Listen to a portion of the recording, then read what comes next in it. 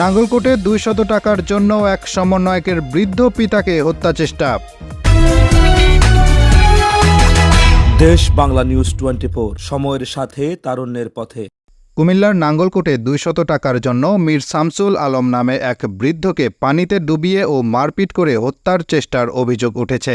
ঘটনাটি ঘটেছে নাঙ্গলকোট পৌরসভার নাওগোদা গ্রামে। এই ঘটনায় বুধবার সকালে আহত শামসুল আলমের ভাই বাদী হয়ে নাঙ্গলকোট থানায় লিখিত অভিযোগ দায়ের করেন।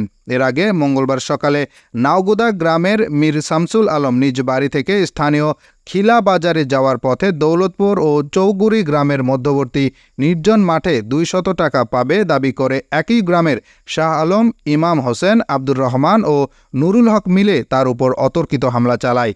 পরে তারা তাকে পার্শ্ববর্তী একটি গর্তের পানিতে ডুবিয়ে হত্যার চেষ্টা করে। এ সময় শামসুল আলমের আত্মচিৎকারে স্থানীয়রা এগিয়ে এসে হামলাকারীদের হাত থেকে তাকে বিভ্রস্ত অবস্থায় উদ্ধার করে নাঙ্গলকোট উপজেলা স্বাস্থ্য কমপ্লেক্সে ভর্তি করে। আহত শামসুল আলম বৈষম্যবিরোধী ছাত্র আন্দোলন চট্টগ্রাম মহসিন কলেজ সমন্বয়ক মুজাহিদুল ইসলামের পিতা। আহত মীর শামসুল আলম বলেন, 2 মাস আগে খিলা বাজারে আবদুল্লাহ সুইট নামে একটা রেস্টুরেন্ট, একটা কনফেকশনের দোকান নিয়েছিলাম। ওটাতে আমি 2টা ছেলে নিয়োগ দিই চাকরিতে। এর মধ্যে একটা হলো নাগদা কালো মিয়ার ছেলে, ছোট ছেলে শাহ আলম, তার ছেলে রিফাতকে দোকানে তার সাথে বেতন ধার্য করে 4,500 টাকা বেতন ধার্য করে প্রতিদিন 1,000 টাকা 100 টাকা দিয়ে দেওয়া কথা সম্পন্ন হয়েছে। 100 টাকা দেওয়া, বাকি 500 টাকা মাস শেষে দেওয়া। এই হিসাবে তার সাথে আমার বেতন কথাবার্তা হয়েছে এবং আমি ফার্ডে তাকে এটা দিয়ে দিছি। দেওয়ার পরেও লাস্টে হিসাবের পরে যখন সেই চাঁদরাত কোরবানি ঈদের রাত হবে, সেই সময় সে আমার নিকটে আমার দোকানে যায়, টাকা টুকা তো দিবে নিশ্চিত করে। আমি বললাম, তুমি কত পাইবা?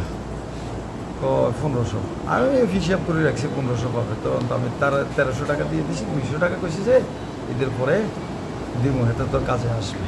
তো কাজ করে ছোলাটা যেহেতু ডিস্টার্ব করে, তুই ছেলেটাকে দিয়ে পাঠিয়ে দিস, ঈদের পর দিন পাঠিয়ে দিস। আচ্ছা আচ্ছা, ঠিক আছে, অসুবিধা নেই, আমি পাঠিয়ে দেবো। এই পর্যায়ে তার সাথে আর আমার দেখা নাই। আমি চলে গেছি চট্টগ্রামে কোরবান করার জন্য। কোরবান করি, পরের দিন সকালে আবার সাগরিকা এসে দেখে দিয়ে ওরা দোকান খুলে না, আমার ছেলেও খুলে না। এই বলে আমি একা কী করবো? পরে যাকে এর মধ্যে আমি সাবি নিয়ে দোকান খুলছি। গতকাল সকাল 9টায় নাওগোদার দোকান জহিরুল হকের দোকানে আমি বসে নাস্তা খাচ্ছি।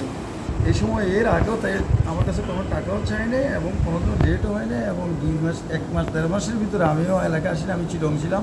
দেশে সরকার হটাও আন্দোলনের ঝামেলা, বন্যার সমস্যা, এই জন্য আমি আসতে পারি নাই।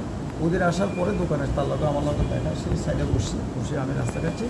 সাইডে বসতেছে বসে বললো, আমারও তো টাকা 200 দেবে। আমি রাগে আমি তার সাথে মাতি নাই, রাগ দেখাইলাম, মাতি নাই, কথা বলি নাই।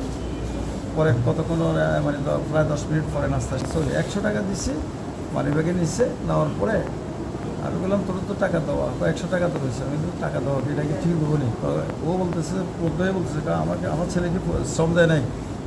আমি বললাম, তো শ্রম দিলে তোর সাথে যে আমি তোকে যে খিলাতে টাকাটা বেতনটা দিলাম রাত্রে ঈদের আগে নাইটে যে টাকাটা দিলাম, তুই কী কইছিলাম? তোর ছেলেটার পাঠাইছি, কক আর ছেলের পাঠাই মুখলে আনা আইসিনি, আনে নিয়েছেন।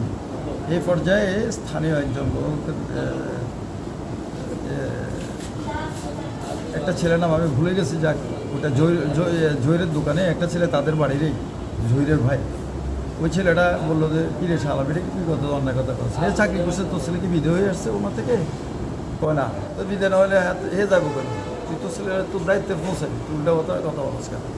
দৌলতপুর পর্যন্ত আমার দেখছে, দেখার পর দৌলতপুর গিয়ে যায়, ফোন দিছে তার শাহ আলমেরকে, ফোন দেওয়ার পরে শাহ আলম তৎক্ষণিককে একটা রিক্সা নিয়ে ওরা 3 জন আসে। অত্যধিকভাবে আমার ধাক্কা দেয়, হাতে পাথর টাথর ছিল, ধাক্কা দিয়ে আমাকে পানিতে ফেলাই দেওয়ার পরে আমার পিঠের উপরে জাম দিয়ে পড়ে আমার কিলানি মুসানি লাগে করতেছে।